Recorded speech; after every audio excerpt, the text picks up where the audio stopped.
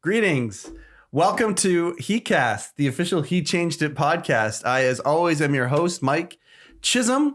I am the husband of the co-founder of He Changed It, which is exactly where I want to be. She does all the work and I get to have all the fun.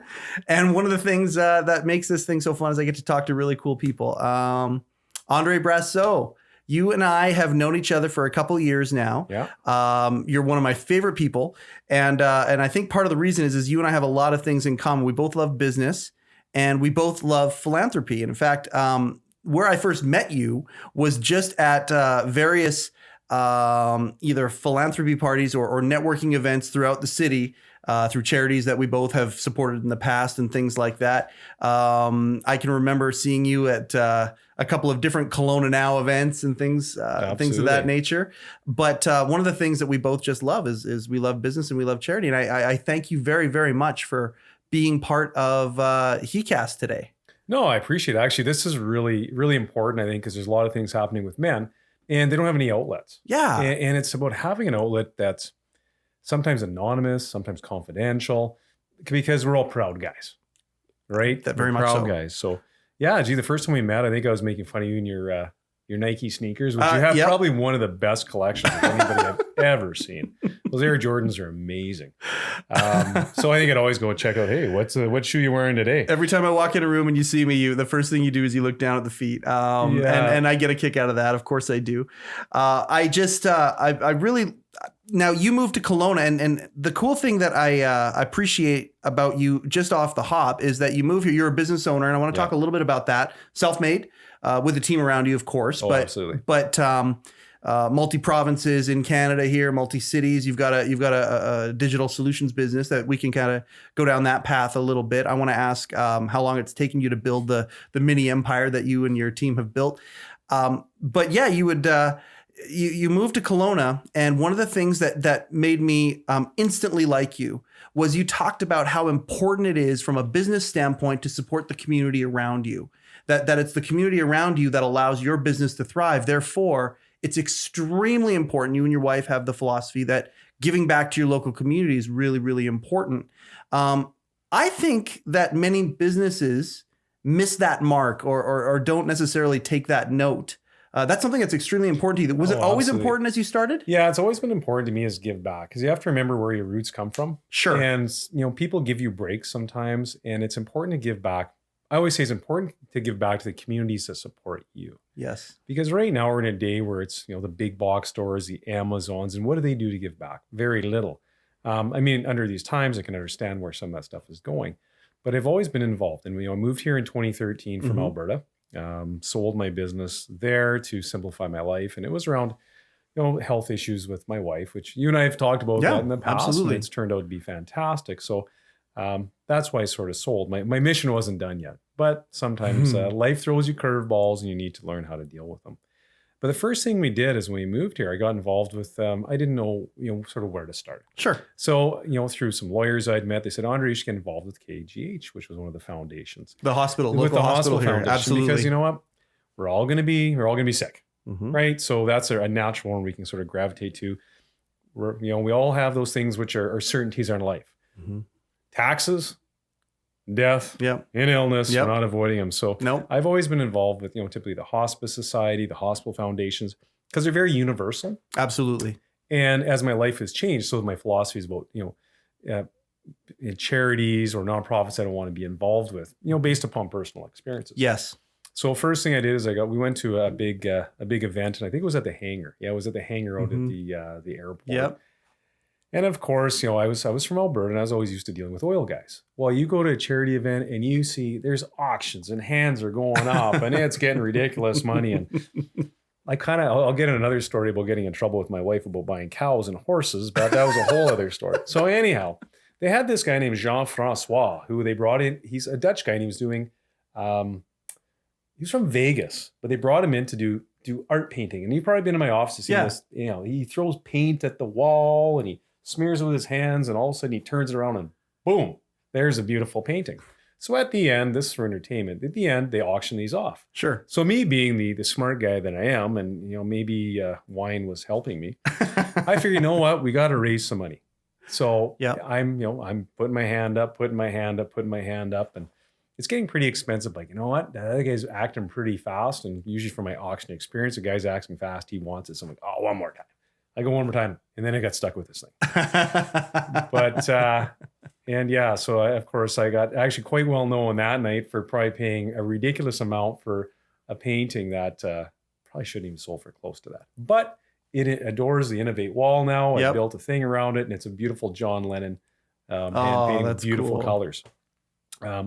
So that and we're talking about it today. Yeah, it's a great story. It was a great story. And sure. You know what? It kind of reminds me of the time my two buddies went to an auction. They're getting horses. Okay. Right. So they had horses and they went to buy race horses. Racehorses. Oh, heavens. And they're two cowboys. There's two cowboys. And they figure it's a great idea to go buy a racehorse. So they go to Calgary, and they end up going to this auction sale. And there's a lot of liquid encouragement being flowing. Sure, absolutely. That wine intelligence you spoke of earlier. Yeah. Oh, wine intelligence. Oh, yeah. So, these two guys, I think I'll leave their names.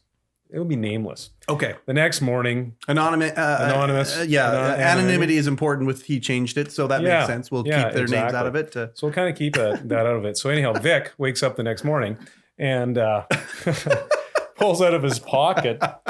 And I got to leave Les's name out of there. Sure, absolutely. If I mentioned that Les and Vic did this. Yeah. So anyhow, you're a good man. He reaches into his pocket and goes, "Hey Les, did we buy a horse last night?" No, we didn't. Oh, I think we must have. We better go check this out. So they go look at this racehorse they bought. And they look, and it's got like a sway back. Like, it's just the worst looking racehorse there ever was. I'm sure it was cheap. So they end up, Les ends up going to Vic, "What should you name this thing?" And Vic kind of looks over. "I think we're going to call this one Booze Was a Factor." Right? So it doesn't cure everything. But and booze was a factor. Coming down at the stretch. Yeah. Making a late play. But it makes for good stories, right? Bad decisions make for good stories. Bad decisions make for good stories. Oh my gosh. That's a soundbite that many, many, many men can attest to, and some smile and some aren't at the point where they can smile about it yet. But bad decisions make good stories. No, it seemed a really good idea for me to get married young. Sure. Right? Seemed great. I'm in love like everybody else is.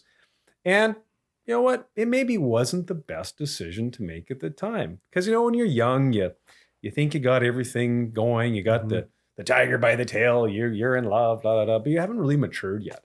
And that's one of the things that I think that causes a lot of issues in life. Yeah. Is some people are ready at certain times and other people aren't. And sometimes just don't know who you're getting involved from either end. I can speak to that. I mean, I married a gal I went to high school with, and by the time we were 25, 26 years old, we were completely different people. Oh, totally. You're not done yet. And I think a great way that I've kind of come to terms with the idea of it, because I did it, I've learned a lot from it. And as I see people going through it, the thing that I like to say is, okay, but you got to understand that you might be rolling a dice that may not even be in play if you waited 2 or 3 years. And many times you grow together and it's all good, but then many times as you grow, you don't necessarily grow in that same direction you were growing when you were 21, 22, 23, whatever the age might be. 18, right. Some of us were younger. And everybody has different aspirations. Mine was I enjoyed business. I started as a sales guy, and I decided I wanted to start my own business, and I was 29, and I figured I better start it then, because if I'm going to go bankrupt, I can handle, and I just about did a few times. This is where I really want to go down this path with you, because I started my business when I was 29 as well. I believe it was Jim Rohn who said this. You feed your family during the day, work on your fortune at night. I started my financial business, which is the lion's share of my household economy now. But I started that on the side of what I was doing full time when I was 29. So let's talk about what Innovate does. And were you always in that business? Were you like a copy sales guy at that time? Or? So it's kind of funny. So I went to university. I went to University of Alberta, and I took my Bachelor of Commerce. And my idea growing up in Alberta was I was going to go buy myself a picker truck and go work in the oil field afterwards and run a business, because it was good money. A lot of guys have done that. And I've always been really hardworking. Yep. So didn't have an issue with that. But there was a downturn in the economy. Then I said, geez, I don't know if I want to do this. Well, let me look at law. So I looked at going into law. And I'm like, a lot of lawyers getting out of here. I said, geez, I don't know what I'm going to do. Well, friend of mine was working for Xerox at the time. Yep. Geez, maybe I'll go sell photocopiers for 6 months till I figure out what I really want to do with It's good money in selling copiers, especially back then. It was good money back then, but you had hardworking, Yep. you're doing cold calling, you're knocking on doors. And I used to have guys who used to make fun of salespeople, and you've been involved in the sales too. Absolutely. It is extremely hard. Yep. And I always say, it's like guys used to make fun of oil field workers. So I dealt a lot with oil field workers, a lot of good friends of mine. And, you see the guys driving the nice big truck and this, and I go, and they would call them, rig this or rig that, whatever. And I said, you go do it. I said, you go work in 40 below or 40 above, and you tell me how easy that money is. It's tough. Yeah. Away from home. You're paying the price no matter what. And you're paying the price. Absolutely. Yep. So I went to copier sales, but I didn't want to work for somebody else. Uh-huh. I was working for a company called Minolta, and then I moved to Red Deer, and I was around 29, and a couple guys moved into town and they were starting a business, and they wanted me to get involved because they said every time we come across a big contract, your name's tied to it. So then I started up a company named Digitex. Okay. And ran that. It became very successful. It became the largest Canon dealer in Canada. And Canon, I mean, just from that's a name that everybody knows. Everybody knows Canon. So if you're the largest dealer of Canon in the country, that's a big deal. It was a pretty big deal, and you. it was good. It was good. I had pretty decent partners. Like any relationship, sometimes be stressed too, which you have your pros and your cons and your days you want to hug each other, as days you want to throttle each other. It's just reality. Business is like a marriage, and partnerships are like a marriage, and you have your ups and you have your downs. Mm-hmm. But yeah, we grew that. We had about 100 employees at the time, and then I moved the family to Kelowna actually, and how I ended up here is because I'm expanding that business across BC. Mm-hmm. But then my wife's health took for a turn. And you know what? My partners were starting to, I would say squabble a bit, but there was just some issues going on there because I hired a president to replace me, and it just wasn't working out. And I'm just going, oh boy. Well, in business, things run their course too sometimes, and this is what it looks like. Yeah, and I made a decision. I was like, geez, I just moved my family here. My kids are younger. They're 9 and what were they, 9 and 11. Mm-hmm. I didn't really want to. I just bought a house. Do I want to move back already and clean house and start again? So I'm like, you know what, guys, we arranged for all this funding to expand across BC. I got to take care of my family. Mm-hmm. That's the most important thing. Mm-hmm. Buy me out. I'll just keep this little operation in Kelowna and I'll be happy. Mm-hmm. And that worked out just fine. Mm-hmm. But it's pretty boring when you only go from 100 to 10 people. So you had 100 employees? Yeah, I had 100 employees before. Wow. So what is that? Just before you move on to that part of your story, what's it like to go from a guy who's successful selling copiers, knowing that the money, if you're following the money, most of the people who are in that case are the entrepreneurs. They're the ones who actually, put it on the line and go for it. Seeing some success, and then suddenly you got 100 people and it was sort of suddenly, it happened quickly with ups and downs along the way. What does it feel like to have 100 people dependent on you?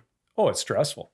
It's really stressful. I mean, and what I found is it was really hard when in Alberta, the oil economy was up and down. Yes. So 2009 was brutal. When that economy collapsed, and I'm looking at our financial statements, we're losing money like crazy, and you have some tough decisions to make. And the decision at that time I made was I said, okay, everybody, and I called everybody together. I said, I have a choice. Either a third of you people are gone, or I got to change the way we're running business.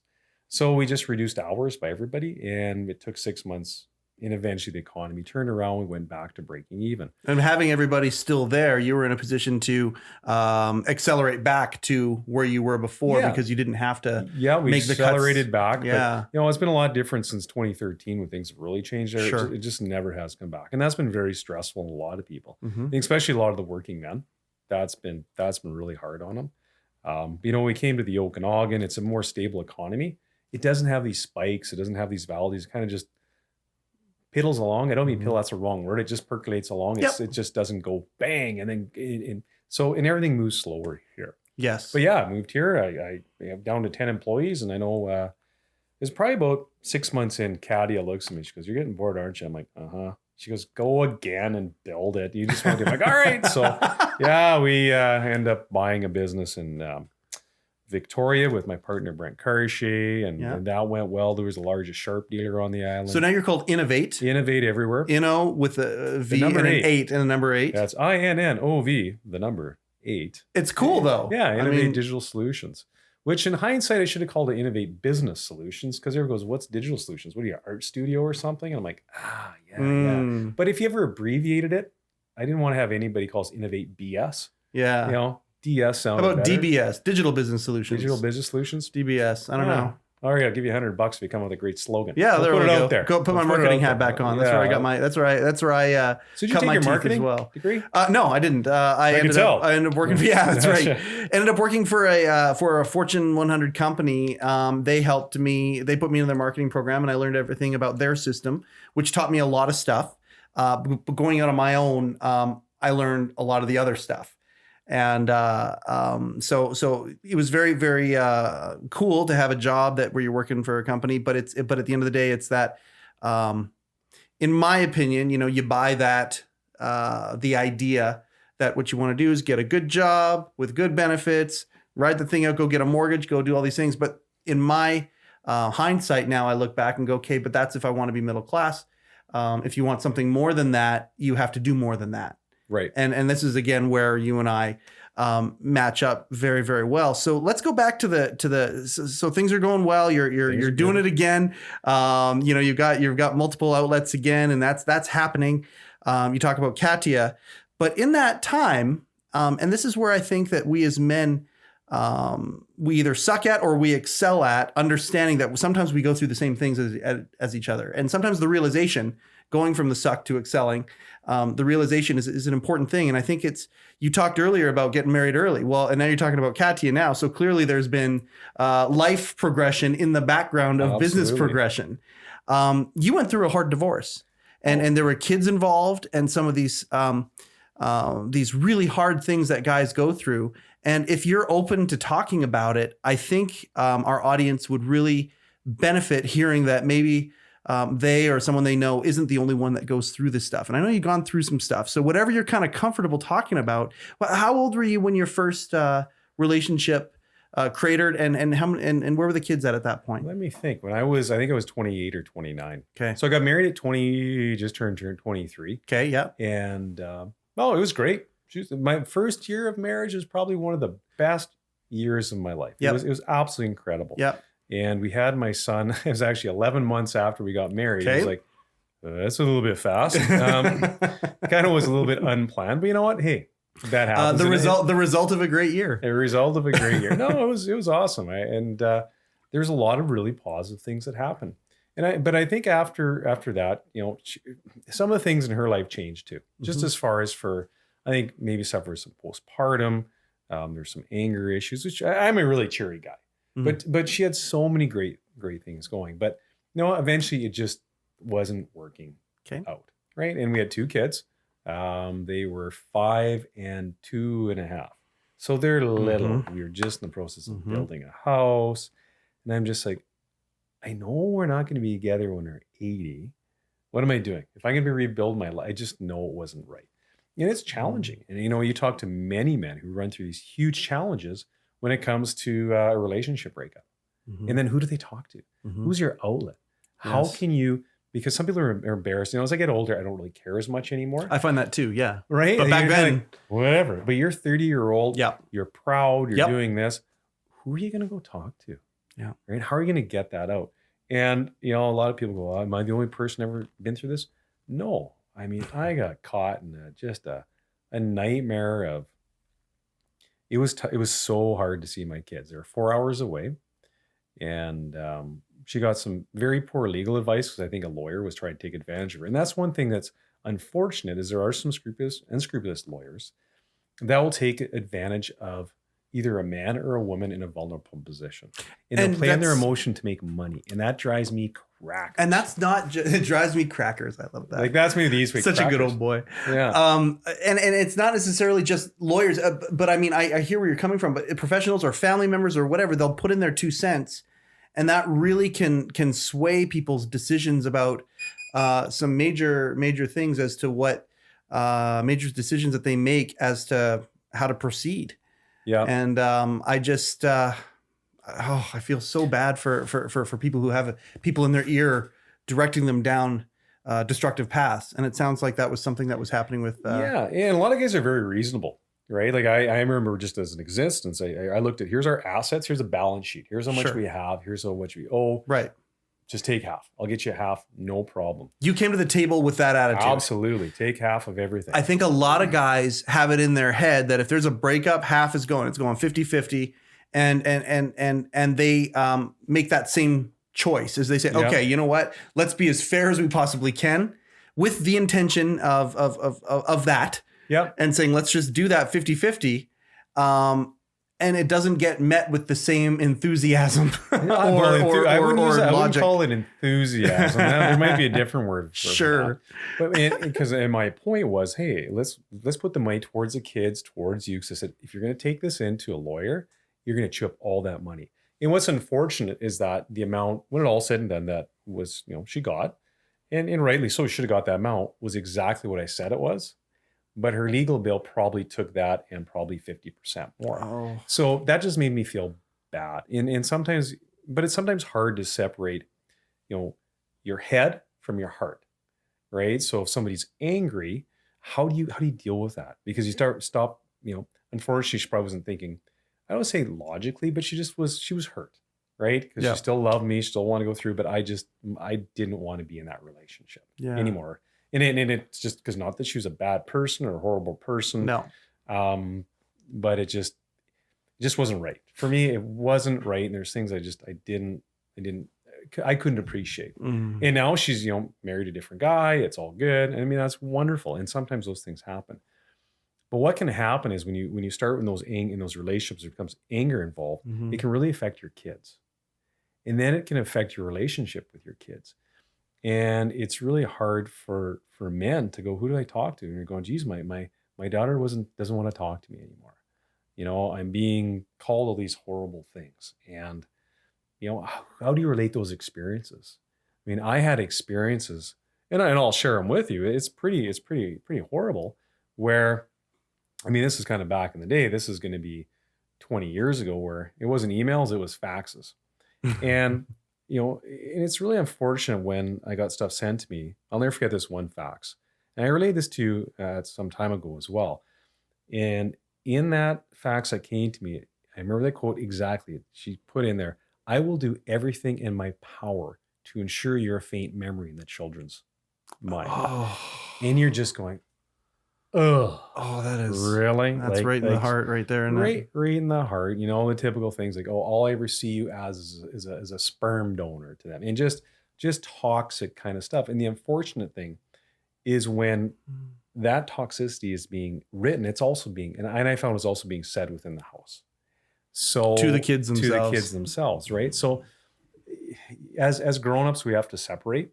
And I would wish to encourage, both sides, both men do that too, and women. I'm not sitting here to pick on women because there's some guys that are absolute, man, they deserve what's coming to You're them. talking about your experience. You're talking about your story. And it became challenging. I mean, to the point where it's like, okay, I'm driving 4 hours. I want to meet halfway. No, there's no way. I'm not going to meet you halfway. So I would drive 4 hours, pick up the kids, drive back 4 hours for my weekend. So I would spend, typically minimum 16, probably about 17 to 18 hours driving just to see them for a weekend. And I did it. Yep. It was hard. It was really tiring. Eventually, went to the courts and I got to meet halfway, which was good. But even, I sent them home with the wrong clothes or something once. And then the next fax comes. We will be meeting and I will be stripping the kids down to their underwear. Please ensure that you have your own clothes for them. And I'm like, really? You're going to do that? Like, wow. But it's just the thing where a lot of guys, and I'm actually, in some ways, I'm glad she wrote it and sent that to me in a way, because I'm like, how many guys don't actually hear? She actually said what she's thinking, where in the background, there's guys that the kids are just. And that's the fear. So at least I knew what was going on. Yeah. Where another guy may not know what's going on. And this stuff is being said, and he's sort very of pragmatic way of looking at it. I try. Wow. You try to be pragmatic about it. Yeah. But yeah, it was a challenge when you're having to look at getting the RCMP to go get. And a lot of people look at Andre, successful businessman. Yes. Doing well, got his stuff together.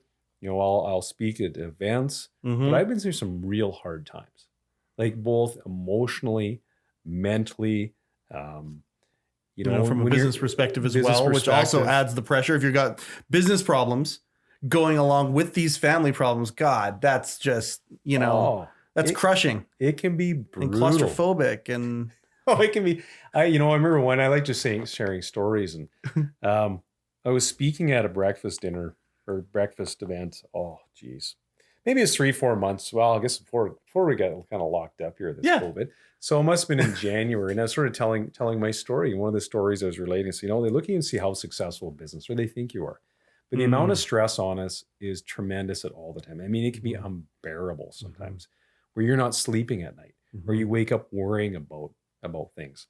But I had real stressful times. They looked at me, I remember back in Red Deer, and the business was, perceived as going very well.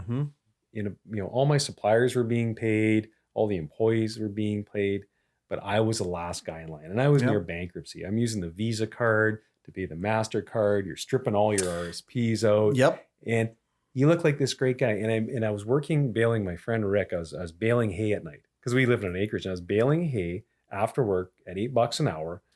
I said, no, don't pay me. I said, no, I'll help you. I need help because I could run equipment really well. Sure. So I was bailing just to pay the bills, right? And I remember the low was one time and that was hard. This is just after I got, separated. All I had was a couch and a table. Oh, I had a couple chairs too. Did I have a mattress? I don't even think I had a mattress. I think I'd have to go back. I think I might have been sleeping on a foamy, right? Wow. So I got this business owner, and I'm and I'm in a 1982 Chev truck, all rusted out. I remember leaking gas tank, but seal all kind of worked a little bit to kind of keep the gas off. If I drove by and threw a match at it, probably would have helped me out. But I remember going, and I'm like, I'm broke. I need some money I was going to just get some milk, and I'm looking in the couch for money.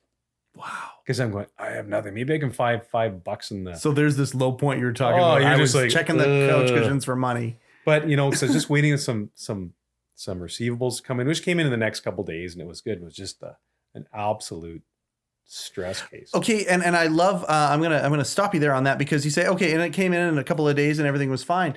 How many times do we as men have that crushing, claustrophobic feeling of hopelessness that shows up, but then at the end of the day, it is just a couple of days, some time maybe, or a conversation with the right person, or receiving the right phone call with an opportunity or something like that, and everything can change in a heartbeat. When you're sitting there and everything is just kind of stopped, you almost don't think that could ever happen. Yeah, absolutely, because you're right in that swirl, right? Yeah. You're in this swirl of activity and things going around. Yes. And then you say, oh, okay, I'm going to go have a couple shots of whiskey and a couple beers to make it so much better. How much does that help, right? Well, yeah, sometimes a little bit, but not normally, especially when you wake up the next morning and go, oh, that wasn't a good idea. And all the problems are still there and you don't feel as sharp as you were. Don't still feel so sharp. I mean, people got to be very careful with substance too, because it creates all sorts of issues as well. Yeah. I mean, hey, I like to have a beer. That's, problem, but it's better to have, I always say it's better to have a drink when you're happy. Yeah, absolutely. Right? Versus a drink when you're not happy, because it just magnifies the issues. And you talked about guys who've been through some really tough times, and talk to a guy who's, really been down or having a big stressful situation and, drinks too much, and they call it the truth serum, and he says stuff he shouldn't say. Oh yeah. Right? There's things you really shouldn't say. And you end up doing, and they go, why did I just say that? I've done it before. Sure. Like my wife would say, keep the email away from her when the red wine is out, kind of a thing, right? You can sometimes say what you sometimes want to say, but no, you shouldn't say. And guys, it's the same thing with us, right? That liquid courage can sometimes lead down the wrong path. Well, a good rule I've always had is a 24-hour rule. If I'm really upset of something, I wait 24 hours. Because if you react to it right away, you can get yourself into deep trouble. Yeah. So I think waiting on things is a lot better. But just like you were saying before, what seems really bad right at that moment, the thing is to try to not escalate it. But it can be really hard depending on the individual, because some men are struggling with mental health, right? And they don't want to identify as being weak, right? Because there's, we can be either bipolar, and there's been a lot of mental health in our family, in my family. And I know my grandfather was bipolar, and my dad talked about it. And it was really heartbreaking when you tell about having to take his dad, and he did end up getting shock therapy back in the, when you saw the One Flew Over the Cuckoo's Nest with Jack Nicholson. remember my That hit dad close saying to home, did it? he couldn't watch it. He couldn't watch the movie Oh, wow. because he thinks about his father, who's extremely intelligent, but he was bipolar. Yep. And sometimes people are suffering with mental illness, and where do they go get help? Am I weak by not reaching out? Or if you're really struggling and you're hurting, how do I go and talk to somebody? Yes. And that's why I'm quite impressed by what you guys are looking at developing and what is being developed to help men out. The focus is so much on women, which is not incorrect. Yeah. It really should be, because they've really gotten, a lot of them gotten the shaft in many ways. Yep. But where do these guys go? We're supposed to be strong. We're supposed to be, beat our chest and we're all good. We're not. Yeah. Right. We're not. We have our issues too. Well, it's that old saying, and I think we've said it even on this podcast before, a lot of people are living those quiet lives of desperation. Yeah. And many times just kind of getting that out a little bit and having that commonality, saying, okay, there might be a quiet life of desperation that you're leading, but it's not alone. Totally. And if they know that they're not alone, then that many times that can actually take the edge off a little bit and actually lead to that pragmatic muscle kind of coming on again, saying, okay, well, let's, instead of focus on the problem, how can we focus on solution and moving things forward? I think you brought something up. There's a lot of stuff out there for women. And when you talk to my wife and her partner, who are founded He Changed It, they talk about how, when it comes to women, it's a lot of lanes that are full out there. Yeah. But it's not so much with men, and how we're in a time and a place. And it's, again, ironic, where we're being told as white males, to evolve, that, to sit down, that we're privileged to allow other people to the table and all these sorts of things. But if there's no tools to do that, and if we don't have the ability to at least talk about it, if we're sitting in fear because if we say the wrong thing, or God forbid, something that we did 10 years ago comes to the forefront with today's political correct lens, it's like, oh my gosh, now we're in real trouble. Well, you got to be careful. I mean, look at some of the costumes I dressed up as a kid for Halloween. There it is too. I mean, absolutely. I'm going to dress in my little mouse costume. I'm sure offending some mice out there now. It was terrible. The mouse costume. Oh yeah, it was great. I was dressed up as some sort of Mickey Mouse or something. We're like Tom and Jerry. But and a lot of things for men too. And I've known men who were abused. Yes. And both emotionally. Yep. And physically. Yep. And I knew it. And I remember one guy, I worked with many years ago.